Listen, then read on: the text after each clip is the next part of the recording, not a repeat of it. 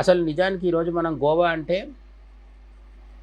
బీర్లు, బార్లు, లేదంటే పార్టీలు, బీచ్లు, బికినీలు ఇట్లా అనుకునే స్థితిలో గోవా ఉంది. కానీ పోర్చుగీస్ వాళ్ళు రాకముందు గోవాని ఒక గొప్ప శైవక్షేత్రంగా మన పురాణాలు చెప్తున్నాయి. గోవాలో ఆ కాలంలో అనేక వందల శివాలయాలు ఉండేవి.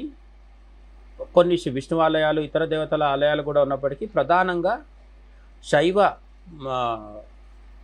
శైవ పూజా విధానాలు బాగా అమలవుతూ ఉండేవన్నమాట.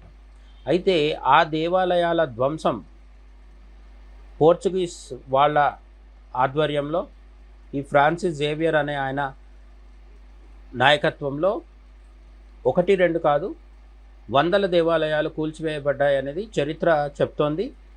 గూగుల్ చేస్తే మనకు అన్ని విషయాలు స్పష్టంగానే తెలిసిపోతాయి. ఇది మరీ పురాతనమైన చరిత్ర కాదు కాబట్టి ఏ విధంగా అయితే ఔరంగజేబ్ గురించి చెప్తారో అదేవిధంగా గోవాలో అంటే ప్రధాన భారత భూభాగానికి కొంత దూరంగా అంటే కొంత పక్కగా ఉండడంతో మనకు గోవాలో ఏం జరుగుతుందనే విషయం ఆ కాలం వాళ్ళ 1545 ప్రాంతంలో పెద్దగా తెలియనప్పటికీ గోవాలో ఉన్న హిందువులు ప్రధానంగా విపరీతంగా పీడింపబడ్డారు.